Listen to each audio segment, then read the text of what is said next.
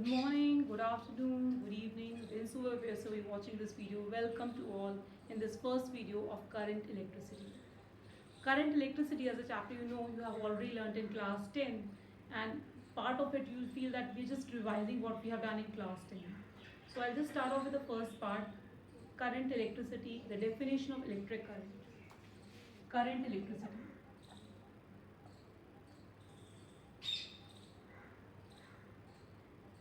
Let's define first of all what is current.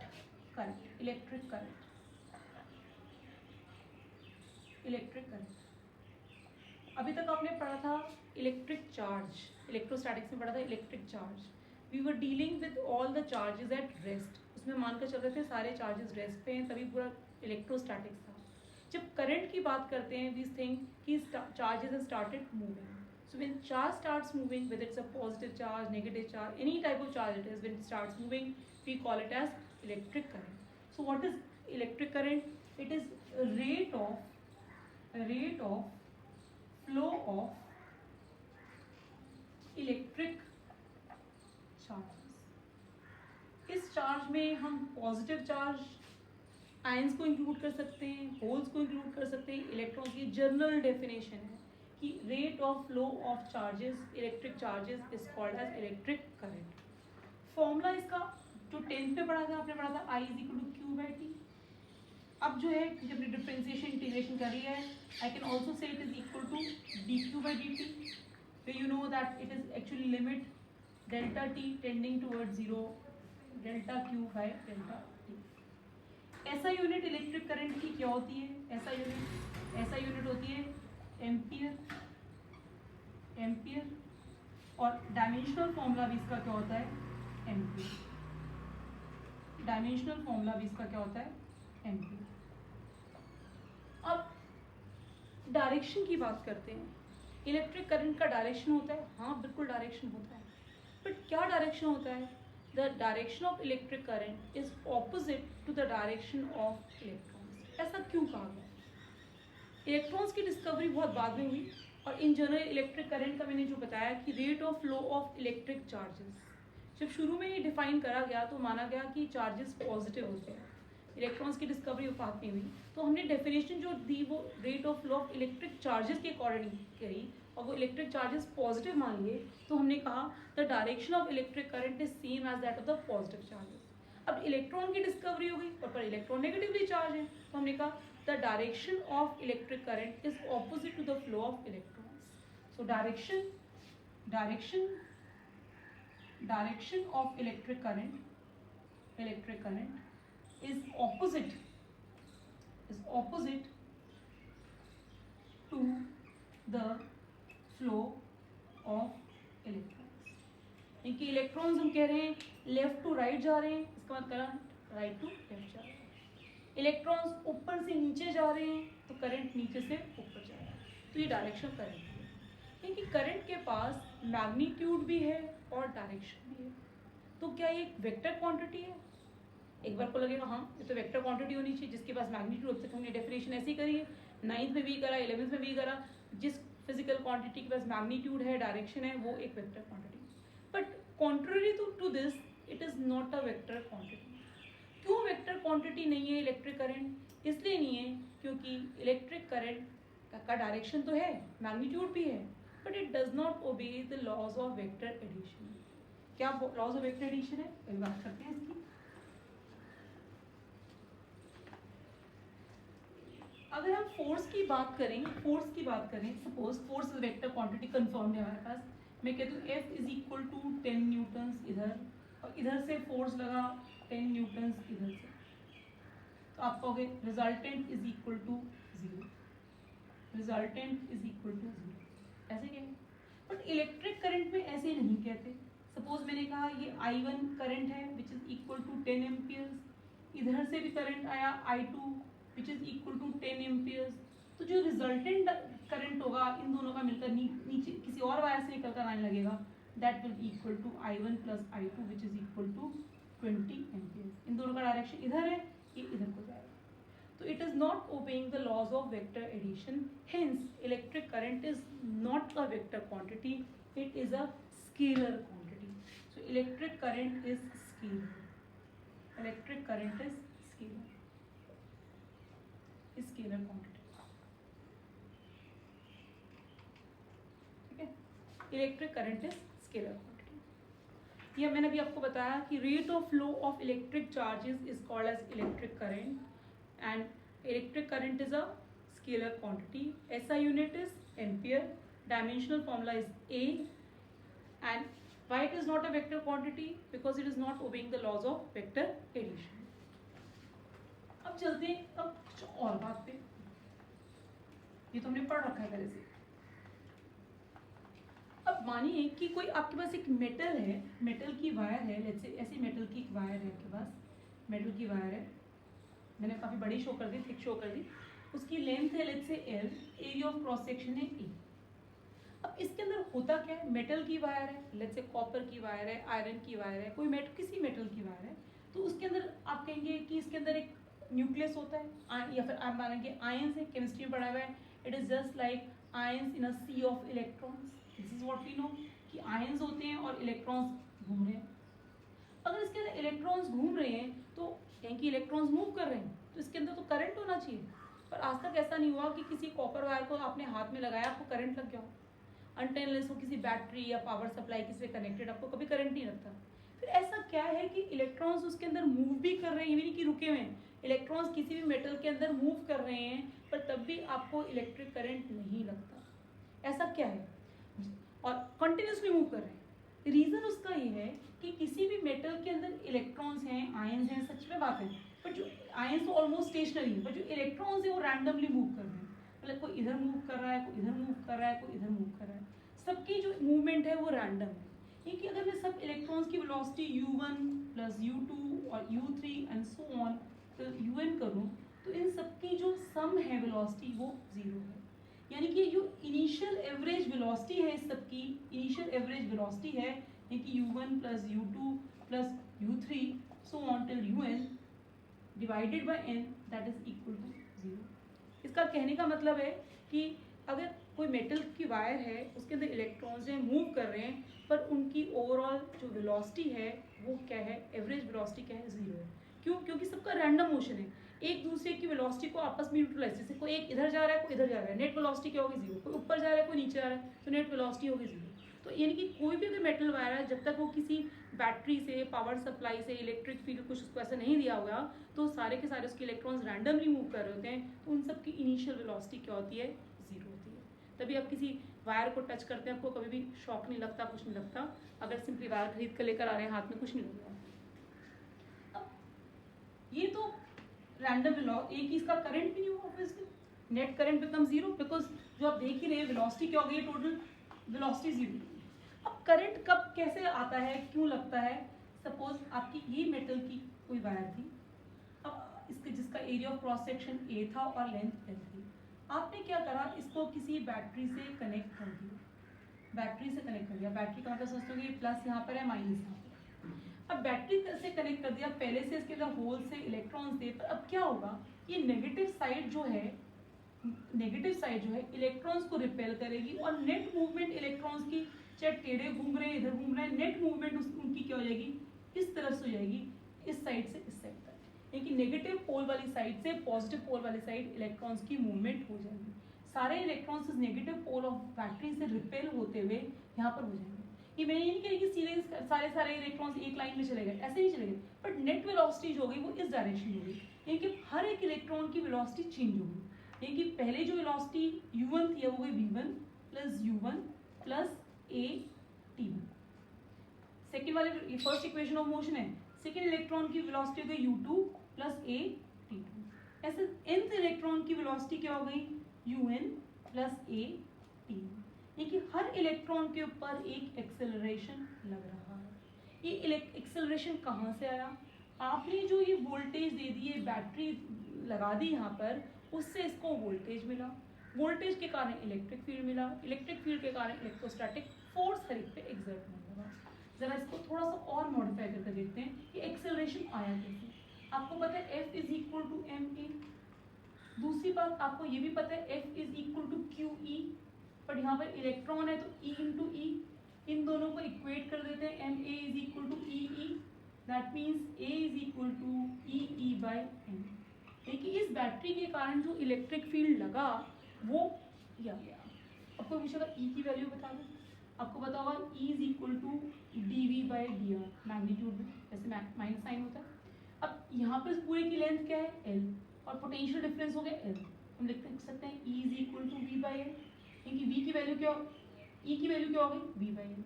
इसी को हम यहाँ पर भी सब्स्टिट्यूट कर देते हैं, तो मेरी वैल्यू हो गई e v by l n, यानी हर एक पे इतना एक्सेलरेशन लग रहा है। अब क्या करते हैं, इस सारी इक्वेशन को सम अप कर देते हैं। इसको सम अप करते हैं तो आता है v1 plus v2 plus so on till vn is equal to u1 plus u2 so on till un plus a common t1 plus t2 so on till tn। अब इन सारी इक्वेशंस को इसको भी n से डिवाइड कर दिया, इसको भी n से डिवाइड कर दिया, इसको भी n से डिवाइड कर दिया। जो पहली वाली चीज आई उसको कहेंगे हम vd। मैं भी एक मिनट बताऊंगी vd का मतलब क्या है, ये vd। और ये जो था ये एवरेज वेलोसिटी आ गई थी। एवरेज वेलोसिटी भी थोड़ी देर पहले हमने करा क्या होती है, 0 प्लस a टॉय n। ये vd क्या है, vd is the drift velocity, drift velocity. और टॉय n क्या है, इसको कहते हैं रिलैक्सेशन टाइम, रिलैक्सेशन टाइम। अब चाहो तो vd को ऐसे भी लिख सकते हैं, a टॉय तो लिख ही दिया, e capital V m l toy n, ऐसे भी लिख सकते हैं, यही सा है, ठीक है। अब कहानी क्या है, ये vd है क्या, ड्रिफ्ट वेलोसिटी। आपने देखा इनिशियली सारे इलेक्ट्रॉन्स की वेलोसिटी क्या थी, 0 थी। सम ऑफ वेलोसिटी क्या थी, 0 थी। अलग अलग वेलोसिटी थी u1 u2, उनका सम क्या था, 0 था। पर जब आपने एक एक्सेलरेटिंग फोर्स लगाया, किससे एक्सेलरेटिंग फोर्स लगाया, बैटरी लगाई, एक वोल्टेज दी, वोल्टेज के कारण इलेक्ट्रिक फील्ड हुआ, तो हर एक इलेक्ट्रॉन पे एक इलेक्ट्रोस्टैटिक फोर्स लगने लगा। उस इलेक्ट्रोस्टैटिक फोर्स के कारण हर इलेक्ट्रॉन एक्सेलरेट करने लगा, यानी कि अब सारे इलेक्ट्रॉन्स की वेलोसिटी यू नहीं रही, सबकी वेलोसिटी चेंज हुई। इन सारी जो चेंज वेलोसिटी का जो एवरेज हुआ उसको कहते हैं drift velocity. So what is drift velocity? Drift velocity is the average velocity of the electrons after being accelerated by an external potential. So what is drift velocity? Drift velocity is the average velocity of the electrons after being accelerated by an external potential electric field. अब relaxation time क्या है? Relaxation time means time interval between two successive collisions. ये electron का रास्ता कोई सीधा नहीं था, कोई हाईवे नहीं बना हुआ था इलेक्ट्रॉन के लिए कि भाई अपने बैटरी लगाई तो हाईवे बन गया सीधा। ये जब आया बड़ी मजबूरी से आया, लोगों से टकराता हुआ आया, कभी किसी इलेक्ट्रॉन से खुद टकराया, कभी किसी आयन से टकराया, तो गिरते पटकते जो आया, टकराते टकराते जो आया, तो time interval between two successive collision is called age relaxation time. एक इलेक्ट्रॉन दूसरे इलेक्ट्रॉन के साथ टकराए उसको भी कोलिजन मानेंगे, एक इलेक्ट्रॉन किसी आयन के साथ टकराए वो भी कोलिजन मानेंगे। तो time interval between two successive collision is called as what, relaxation time. ठीक है, मैं दोबारा बोल रही हूँ, drift velocity the average velocity of the electrons after being accelerated by an external potential. और रिलैक्सेशन टाइम क्या है, time interval between two successive collision, time interval between two successive collision of electron. ये एक ion electron की हो सकती है, electron electron की हो सकती है, इससे हमें नहीं पता, बस हमें मतलब होना चाहिए कोलिजन हो सकती। ठीक है, अब आपको पता लग गया v d is equal to a tau n, या इसको ए को हमने स्पेशली वो करके लिखते हैं। अब आते हैं अपने नेक्स्ट टॉपिक पर।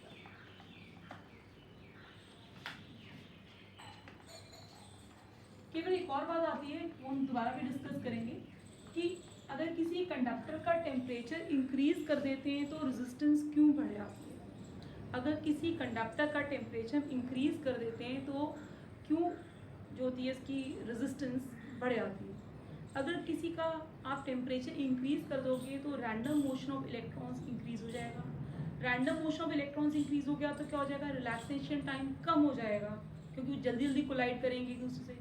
रिलैक्सेशन टाइम कम हो गया तो इसका मतलब उसकी रेजिस्टेंस जो है बढ़ जाएगी, रेजिस्टिविटी बढ़ जाएगी, क्योंकि उसको फ्री फ्लो होने में थोड़ा दिक्कत आएगी, करंट कम हो जाएगा, एक तरह से रेजिस्टेंस आ जाएगी। इसको दोबारा डिटेल में करेंगे, जस्ट ये रिलैक्सेशन टाइम का मतलब आया था तो हमने। अब हमारे पास एक ड्रिफ्ट वेलोसिटी का फॉर्मूला आ गया है। अब हम करते हैं ओम्स लॉ, इसको फर्दर हम बाद में दोबारा देखेंगे। ओम्स लॉ क्या है? ओम्स, ये ओम्स लॉ सब लोगों ने करा हुआ है। Ohm's law says that the current flowing through a conductor is directly proportional to the potential difference across its two ends। ये तो सब लोग याद रखते हैं। क्या चीज़ नहीं याद रखते मैं अंडरलाइन कर रही हूँ। Provided that physical conditions like temperature remains constant। एक बहुत बड़ी बात है जो आप इग्नोर कर देते हो, like physical conditions like temperature remains constant। अब इसको हम देखते हैं, I is directly proportional to V और V is directly proportional to I, and this becomes V is equal to Ri, where R is constant, R is constant, R को constant ले लिया, पर constant के साथ एक condition लगा दी, physical conditions like temperature, pressure, they should remain constant। इस chapter में टेम्परेचर ज़्यादा सिग्निफिकेंट है इसलिए मैं टेम्परेचर लिखा है। Like temperature remains constant. Temperature से क्या फ़र्क पड़ेगा?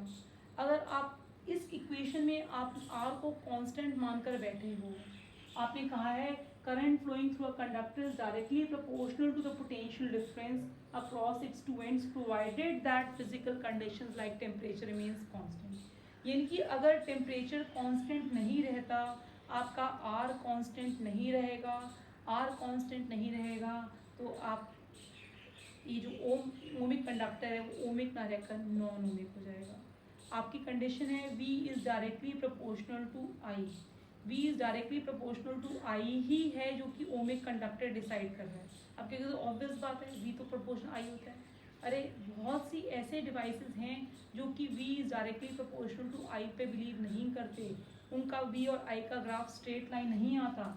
यहाँ तो आप V और I का ग्राफ बना रहे हो, R को कांस्टेंट मान रहे हो, स्ट्रेट लाइन आएगा। I और V का ग्राफ बनाते हो वो भी स्ट्रेट लाइन आएगा। बट अगर R ही कांस्टेंट ना हो तब क्या होगा? तब उसके लिए कंडीशन ये लगा रखिए, physical conditions like temperature remain constant. यानी कि ओम्स लॉ तभी तक वैलिड है जब तक physical conditions like temperature remains constant. अगर ये चेंज कर दोगे तो हो सकता है आपका v I graph straight line नहीं आए।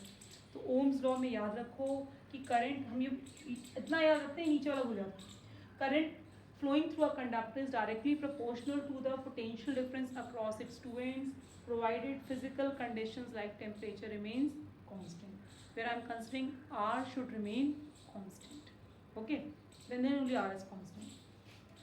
अब ये तो कहते हैं ओमिक कंडक्टर, हम तो हम पहले ही पढ़ा था, 10th में पढ़ लिया था। अब कुछ कंडक्टर्स होते हैं वो नॉन ओमिक होते हैं। नॉन ओमिक कंडक्टर्स, इनकी एग्जांपल क्या क्या है? नॉन ओमिक कंडक्टर आपको याद आ रहा होगा थोड़ा, क्योंकि सेमीकंडक्टर्स वाला चैप्टर मैंने आपको पढ़ा रखा है। अगर आपका पीएन डायोड होता है, उसका जो फॉरवर्ड बायस में ग्राफ होता है वो ऐसा होता है। आपका ये आई होता है किसमें? मिली एम्पियर्स में। ये वोल्टेज होती है वी में। और अगर रिवर्स बायस वाला ग्राफ होता है वो बिल्कुल स्ट्रेट लाइन वाला ऐसे हो जाता है ग्राफ। ये हो जाता है आई माइक्रो एम्पियर्स में, ये वी वोल्ट्स में। तो ये क्या ग्राफ स्ट्रेट लाइन है? नहीं। So it is an example of what? Non ohmic conductor. So PN diode is an example of non ohmic conductor. Another thing, solar cell का graph आपने देखा है, ये आई है, ये वी है। सोलर सेल का कैसा ग्राफ है, ऐसा ग्राफ है। तो क्या वो ओमिक कंडक्टर हुआ? नहीं, सोलर सेल भी ओमिक कंडक्टर नहीं है, सोलर सेल भी ओमिक कंडक्टर नहीं है। जीना डायोड भी ओमिक कंडक्टर नहीं है। जीना डायोड का भी ग्राफ इस तरह से होता है, आपको पता है, इस तरह से होता है। This is I in micro amperes and this is volts. तो जीना डायोड भी ओमिक नहीं है। तो जितने भी इलेक्ट्रॉनिक डिवाइसेस आपने देखे इनमें सबके वीआई ग्राफ तो बनते हैं, but they are not at all ohmic conductors, they are non ohmic conductors because their VI graph is not a straight line. So conductors whose VI graph is not a straight line are called as non-ohmic conductors. लेकिन ohmic conductors में generally सिर्फ metals ही आएंगे, वो भी सिर्फ constant temperature पर, ठीक है। इसके और एग्जांपल्स हो सकती हैं थायरिस्टर्स, ठीक है, ये सब एग्जांपल्स हो सकती हैं इसके ohmic कंडक्टर। इसके अलावा कुछ और चीज़ें हैं, जैसे आयंस हैं, इलेक्ट्रोलाइट है। इलेक्ट्रोलाइट भी एक तरह का नॉन ओमिक कंडक्टर है, क्योंकि उसका वीआई ग्राफ स्ट्रेट लाइन नहीं होता। इनफैक्ट उसमें तो ये रहता है कि अगर आप टेम्परेचर इंक्रीज़ करते हैं तो जैसे आप टेम्परेचर इंक्रीज़ करते हैं तो कंडक्टिविटी उसकी और ज़्यादा हो जाती है वीआई ग्राफ। तो again it is not obeying Ohm's law.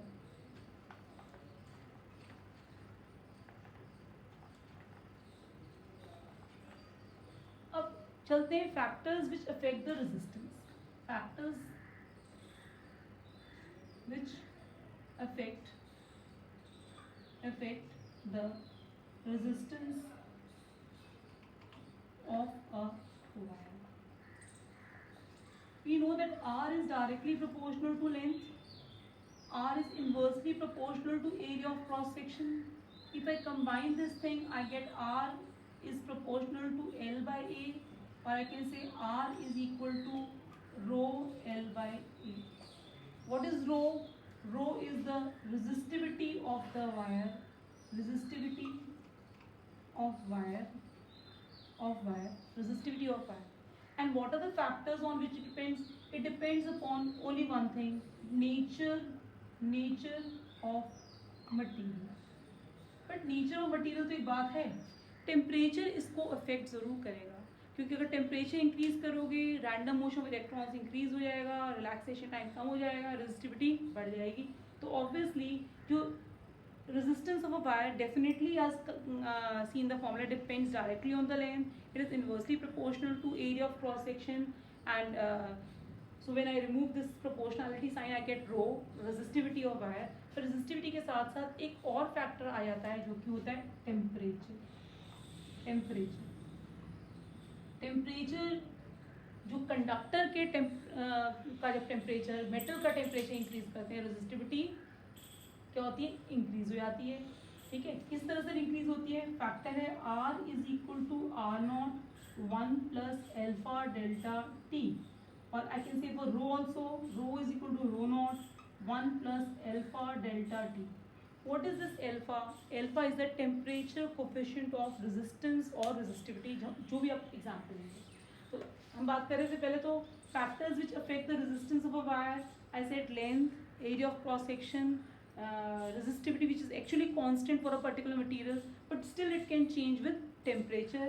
How does it change with temperature? This is what it has been shown, ठीक है। ये किसी टेम्परेचर पर है, RT टेम्परेचर पर, ये जो आप इनिशियल टेम्परेचर मान रहे हो 0 केल्विन मान रहे हो, उसके अकॉर्डिंगली ये इसकी रेजिस्टेंस है।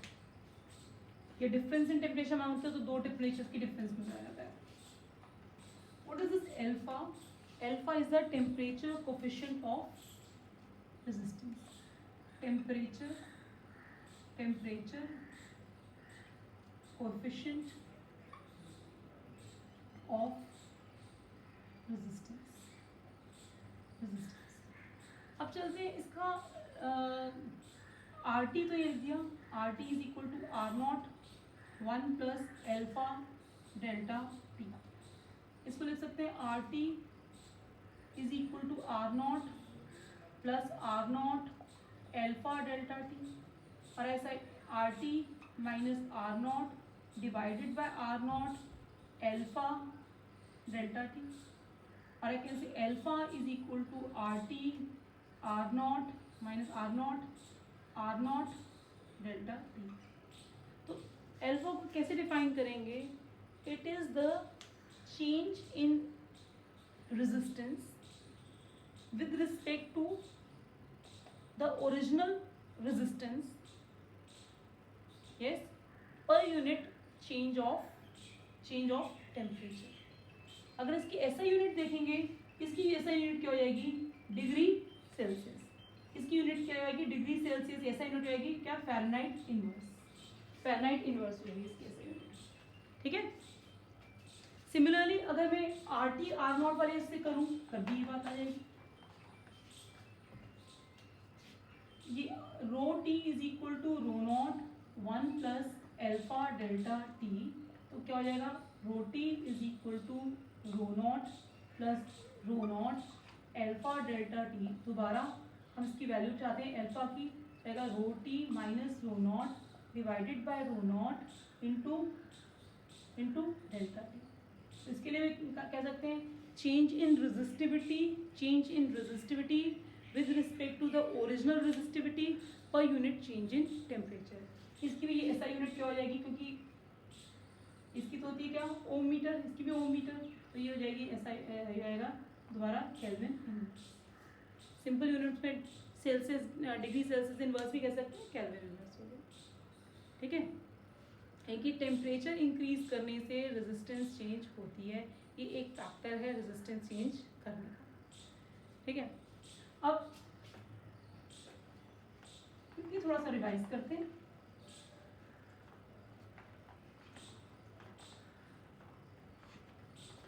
लास्ट इक्वेशन जो हमने निकाली थी ड्रिफ्ट वेलोसिटी की, हमने निकाली थी VD is equal to A toe.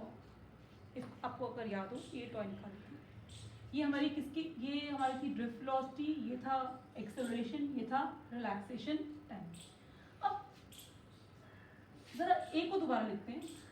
Since F is equal to MA and F is also equal to QE, which can be also written as E into E, I can say MA is equal to EE, or I can say A is equal to EE by M, but V is equal to E is equal to V by L, because हमने अपना conductor वही रखा है जिसकी length क्या थी? L थी. Area of cross section A, और ये बैटरी लगा रखी थी. ये वाला हम कंडक्टर की बात कर रहे हैं. तो E by L. तो this means A is equal to E V M capital M. I just number this equation as 2 and this as 1. Then I write using 2 in 1. When I use 2 in 1, I get VD is equal to E V M L. फिर अभी भी हमने Ohm's law करा, but capital V is equal to I R, और R का भी relation करा. I is rho L upon A. तो क्यों ना हम इसको थर्ड को सब्स्टिट्यूट कर रहे हैं, इसको 3 मान लेते हैं. using 4 in 3. Using 4 in 3, I get VD is equal to E I rho L toy M L A. इसी को देखते हैं. VD is equal to E I, L तो कैंसिल हो गया, रो टॉय M A. ठीक है. इसको मान लिया मैंने फिफ्थ इक्वेशन. अब बात करते हैं I की. सब चीज़ें आपको ऑलमोस्ट कांस्टेंट दिख रही है. E M या E M ये तो कांस्टेंट है. अब I का रिलेशन, रो भी कांस्टेंट है, इसका निकालते हैं I. What is I? I is equal to Q by T. ये सबको पता है. Q क्या होता है? Q means total number of charges. यहाँ पर चार्जेस क्या हैं? इलेक्ट्रॉन्स हैं. सारे इलेक्ट्रॉन्स इस तरफ को जाने की कोशिश कर रहे हैं. सारे इलेक्ट्रॉन्स. अब इलेक्ट्रॉन्स कितने हैं इसमें, ये कैसे बताना है? If n is equal to number density of electrons and volume is equal to capital A into capital N. तो टोटल नंबर ऑफ इलेक्ट्रॉन्स कितने होंगे, टोटल नंबर ऑफ चार्जेस कितने होंगे, a L e. That means I is equal to a L e by t. अब l by t को क्या लें, l by t मतलब distance divided by time. I can take it as drift velocity, I can take this thing as, अच्छा एक n रह गया, n a l n, so it becomes n इसलिए multiply हुआ, number density of electrons n था, volume l था, तो total number of electrons कितने हो गए, टोटल चार्जेस हो गए A L E N. Charge E है, एन नंबर ऑफ डेंसिटी है, ए एल वॉल्यूम है, तो करंट ये हो गया a L E n by t. अब इसका क्या करना है, एल बाई टी को हम ले लेते हैं ड्रिफ्ट वेलोसिटी, तो आ गया a v d e n, ये वैल्यू हो गई आई की। Now let us substitute this value of I over here, I will just draw this diagram. If I substitute this value of I over here, I is equal to now, not I, VD. This is 6. Using 6 in 5, 6 equation को 5th में substitute कर लेते हैं. VD is equal to E, I की जगह क्या लिख दिया, A, VD, E, N, ये तो है A, टॉय, एम ए, तो क्या हो गया यहाँ पर 1 n e square, v d cancel हो गया, ए भी कैंसिल हो गया, रो टॉय एम, यानी कि ये वाली वैल्यू हो गई n e square a tau. अगर इसको हम देखें, इसका मतलब resistivity is inversely proportional to tau. ऐसा क्यों कह दिया मैंने, मास ऑफ इलेक्ट्रॉन है वो कांस्टेंट है, ई स्क्वायर है, चार्ज ऑफ इलेक्ट्रॉन वो भी कांस्टेंट है, क्या है, और एन है नंबर डेंसिटी वो भी कांस्टेंट है। क्या चीज़ दो वेरिएबल रह गई, ए और टॉय। तो हम देख रहे हैं resistivity is inversely proportional to tau. ये मैं पहले भी एक्सप्लेन कर रही थी कि अगर कोई इलेक्ट्रॉन है जिसका आप आप किसी कंडक्टर का टेम्परेचर इंक्रीज कर देते हैं, तो कोई भी इलेक्ट्रॉन्स जो भी इसमें इलेक्ट्रॉन्स होंगे वो बहुत रैंडमली मूव करने लगेंगे, यानी कि वो ज़्यादा जल्दी कोलाइड करने लगेंगे, जिससे रिलैक्सेशन टाइम क्या हो जाएगा, कम हो जाएगा। रिलैक्सेशन टाइम हो जाएगा तो रेजिस्टिविटी ज़्यादा हो जाएगी। This is how internally it is related. Okay, तो तभी टेम्परेचर बढ़ाने से रेजिस्टिविटी बढ़ जाती है, रेजिस्टिविटी बढ़ती है तो रेजिस्टेंस बढ़ जाती है।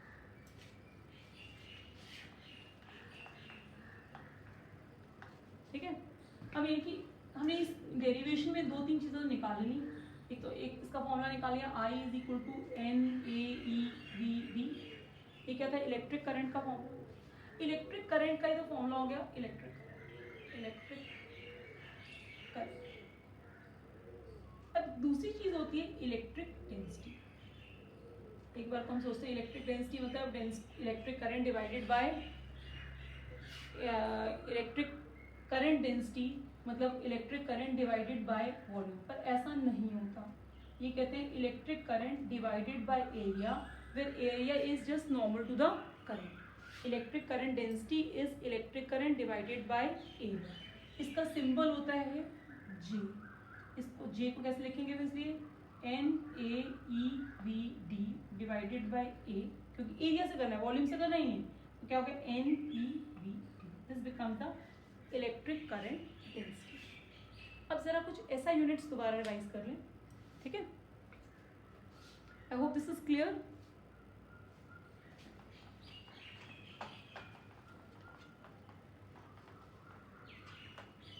अभी तक क्योंकि मैंने सिर्फ आपको इलेक्ट्रिक करंट की ऐसा यूनिट बताई, electric current physical quantity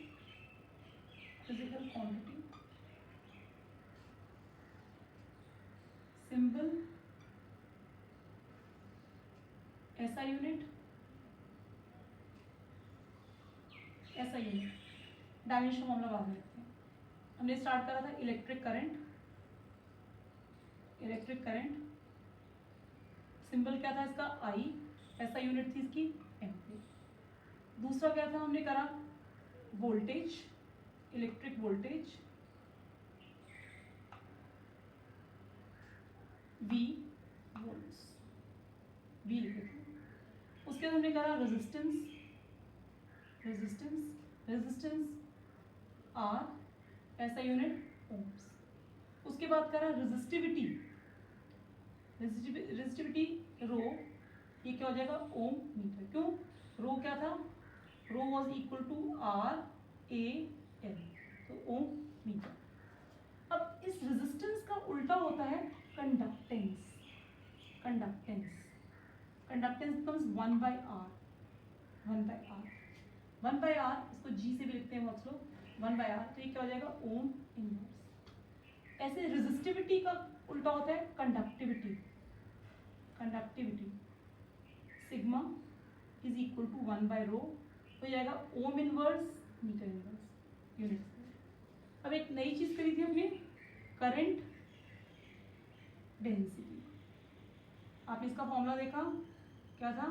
J is equal to I/A, क्या हो जाएगा एम्पियर मीटर,